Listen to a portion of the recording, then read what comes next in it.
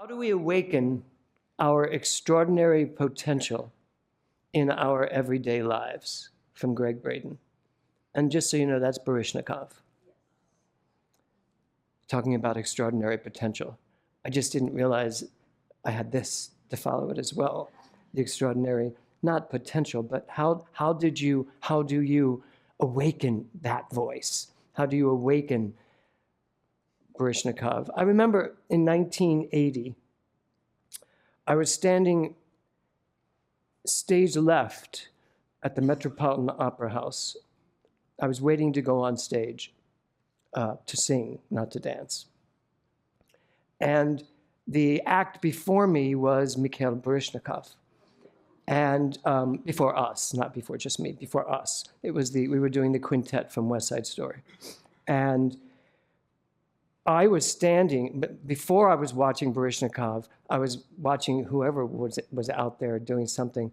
And all of a sudden I felt this energy, and then the music played, and I turned, and he was about there, and he just leapt onto the stage. But it was like someone just threw him up into the air. He just onto the stage. The place went crazy, and I got to stand there watching him dance. And I remember thinking to myself, and at the time, I was kidding Kevin yesterday, we just watched the entire season of Étoile. Étoile? Anybody else see it yet? It's, oh my God, one of the most brilliant TV series I've ever watched, ever, on Amazon Prime, 8 episodes. And we were walking the dog last night after we finished the whole series, and we were both like, that show just inspired us. Both of us. We both used the same word, inspired. I was inspired to do greater things with my life. And I felt that way that day. I was standing in the wings and I was watching Baryshnikov. And at that moment in my life, I was one of the top dancers on Broadway. I was dancing the hardest role at that time anybody had ever danced, which was Riff in West Side Story. And I'm watching that and then thinking to myself, I need to go higher. But you know what I didn't have? I didn't have the answer to how to do it. But I had the desire. So, Greg Braden, how do we awaken our extraordinary potential in our everyday lives? It starts with the inspiration. It starts with, do you want to? Or are you okay just doing what you're doing and getting the same results over and over and over, and then just dulling yourself into being okay with that? Or do you want to know how to awaken that which within you, which is extraordinary? Greg Braden goes on to say this: when we experience for ourselves or witness in another person something that we've once believed to be impossible, we are freed in our beliefs to transcend those limitations in our own lives.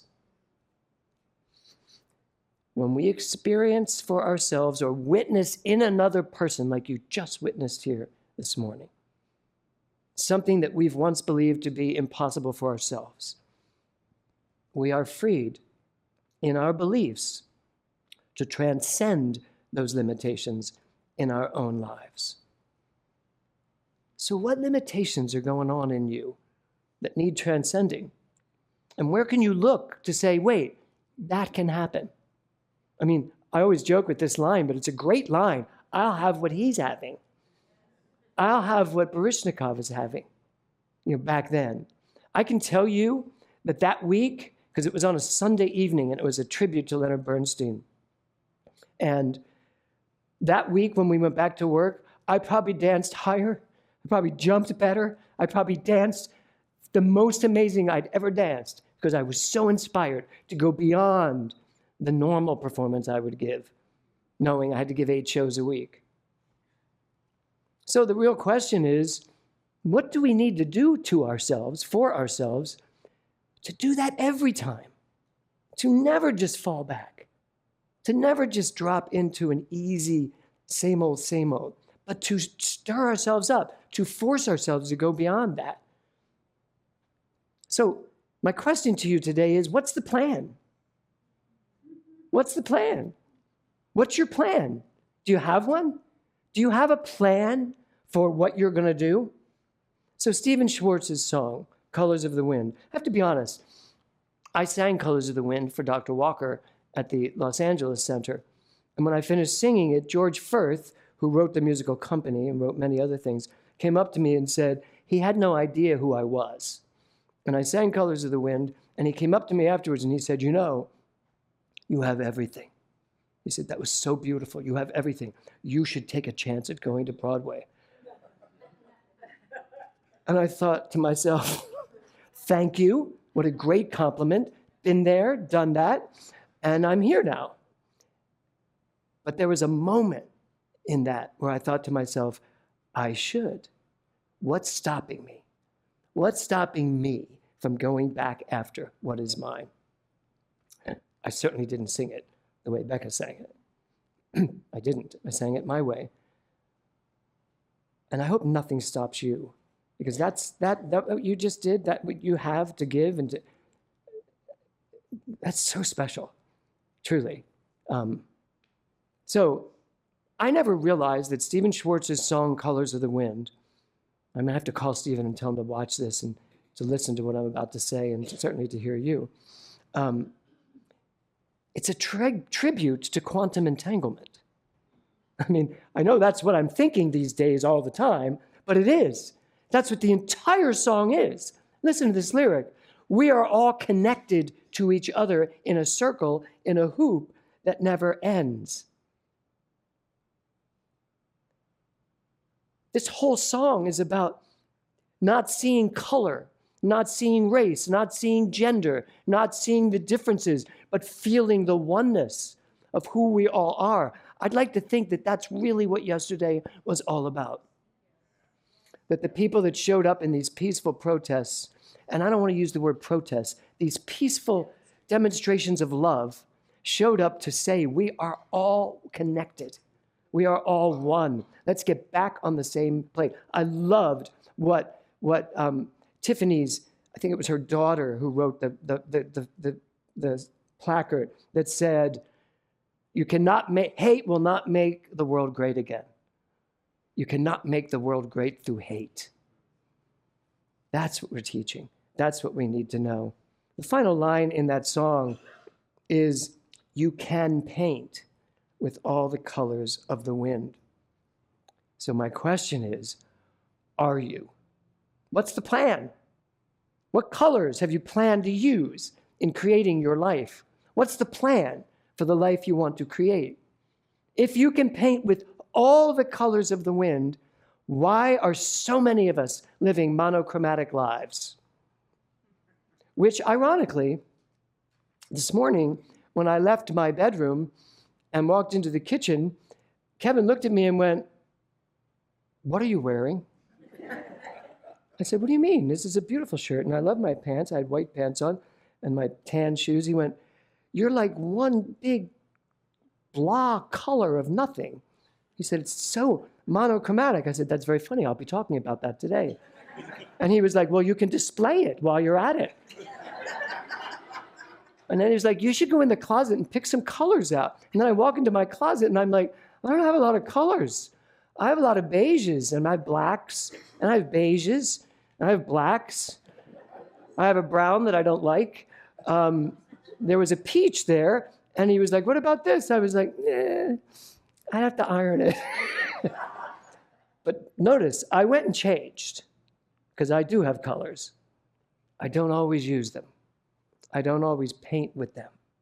I don't always do things differently. Right? So, are you monochromatic in your approach to life? Now, here's the thing about being monochromatic. Monochromatic is actually a variety of hues and shades. So we can convince ourselves we are having colorful, vibrant lives, but you're really just using beige and all of its hues and variations. I know, Eric, I'm trying not to point you out for wearing all, stand up for 1 second. So this is exactly this is how I looked when I left the house. Even his sneakers are beige, aren't they? Yeah, there you go. I personally like that, but I'm now trying to move beyond that to all the colors of the wind, right? So again, I want to ask the question, what's your plan? Here's the title of my talk today. Mix it up. Only I would pick this title with that picture and think I was coming in here with a beige outfit. But you know what? Things don't happen by accident. They happen on purpose. And I need to mix it up. I give talks because I need them.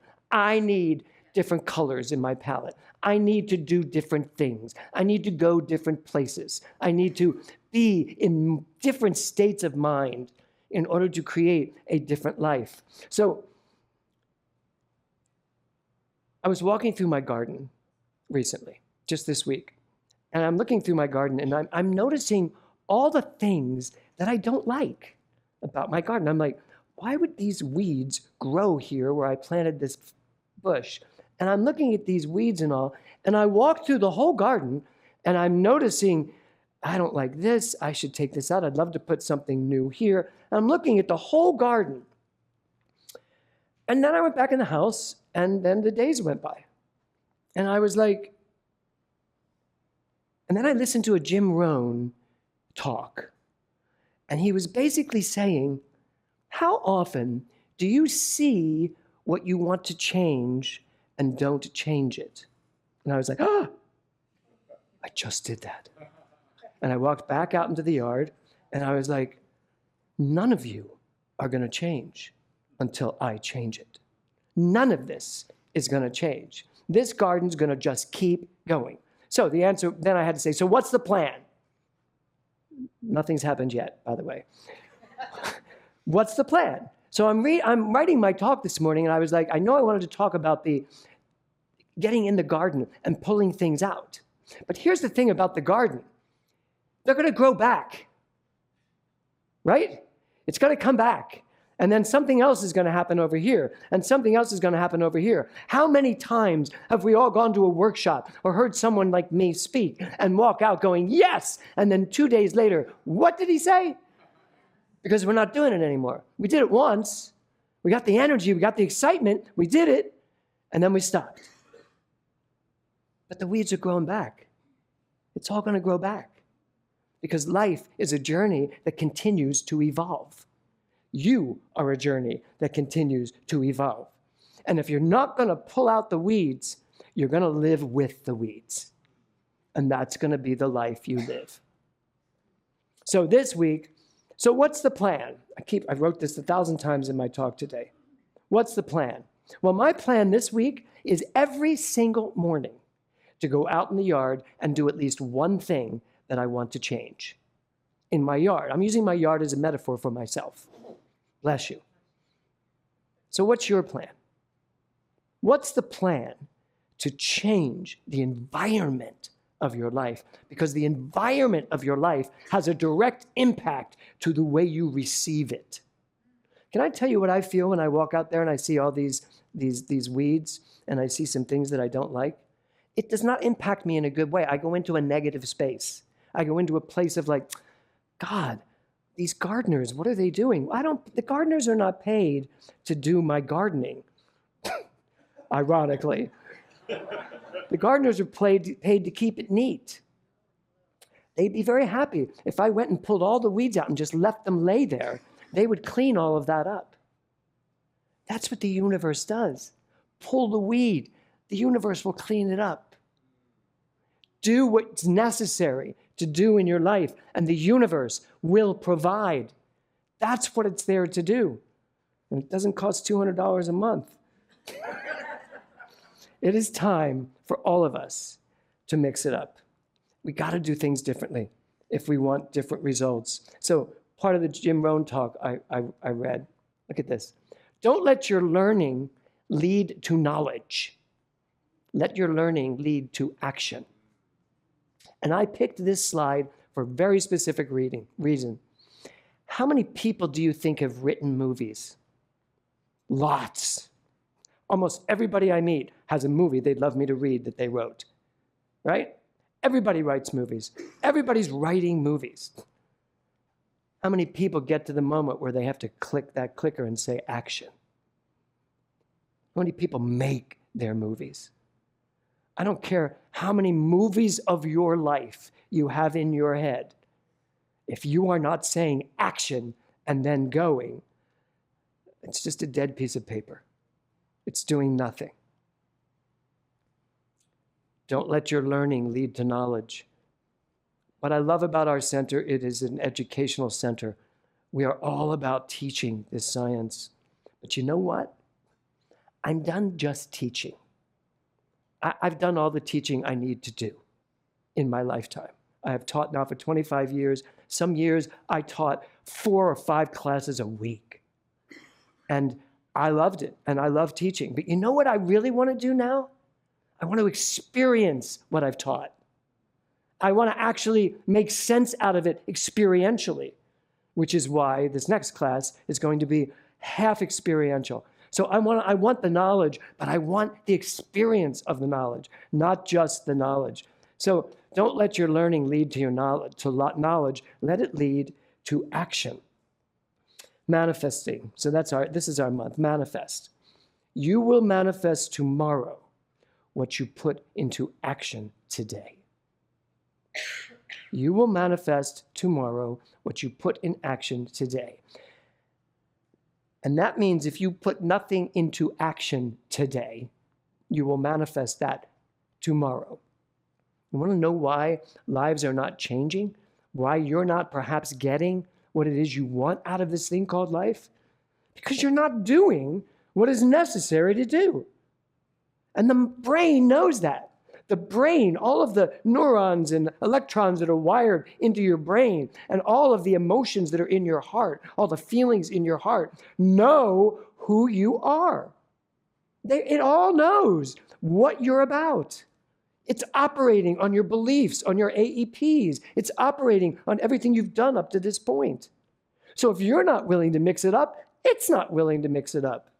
Your brain isn't going to suddenly come along and go, let's do this because we're getting into a rut. No, it loves the rut.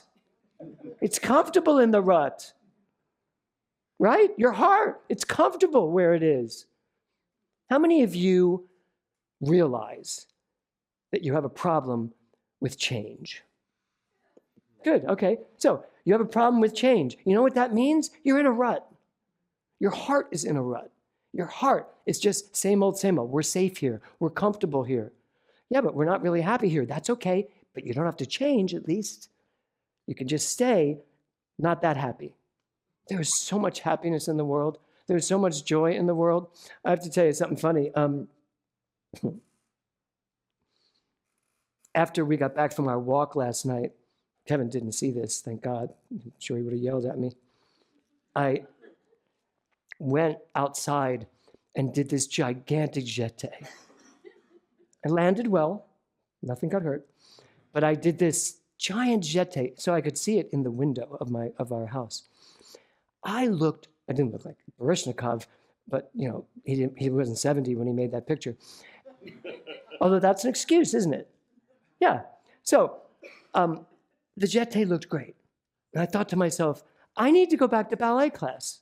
I'd like to go back to ballet class and dance. And you know what the first thing that came through my mind was? You're 70 years old. I know, right? Isn't that freaking annoying? It is. But that's how the brain works.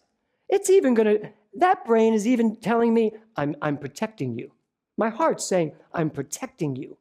From what? A life? You're protecting me from what? Doing what I really love to do?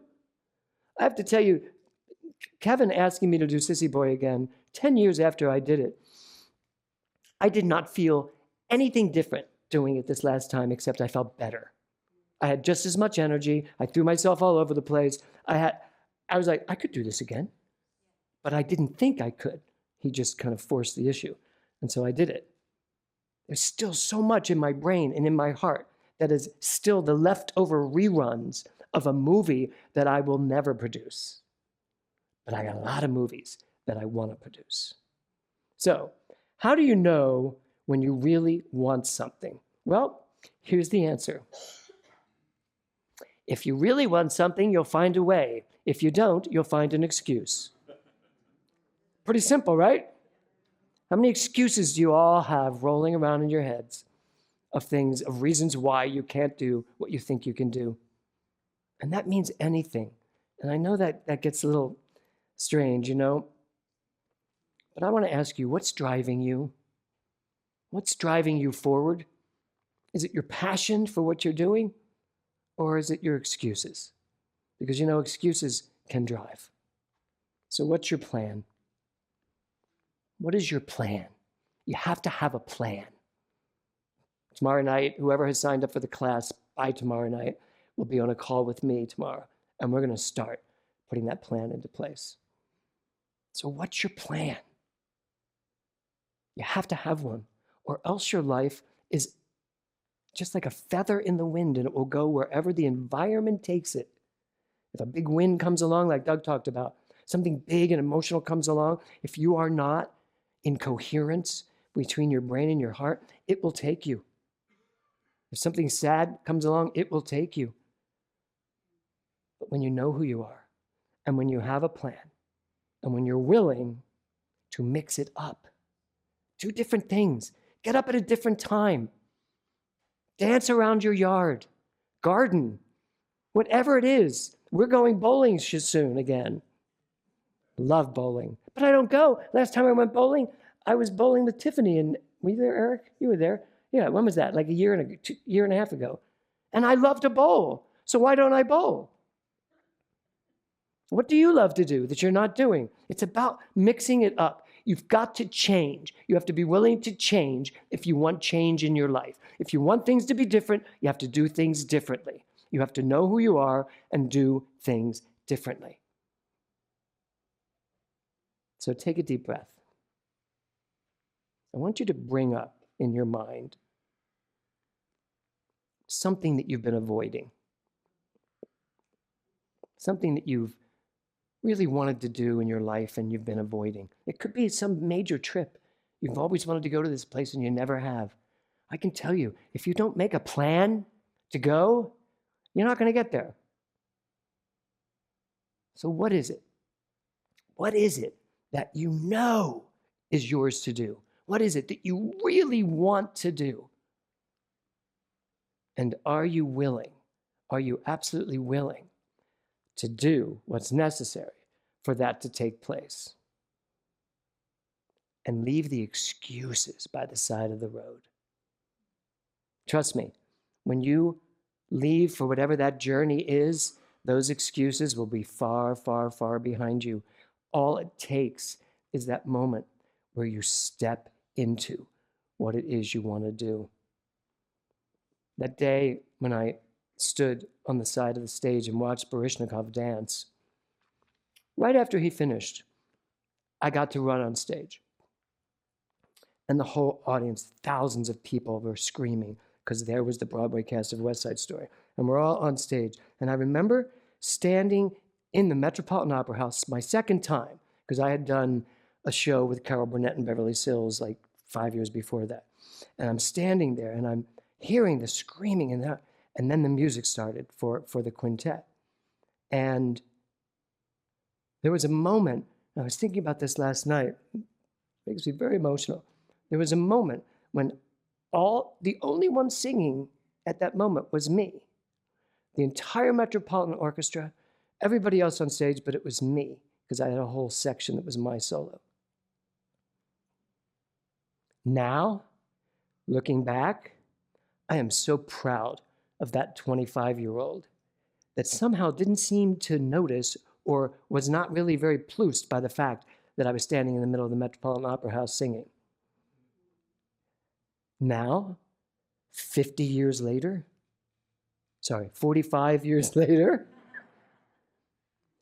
such pride for that person.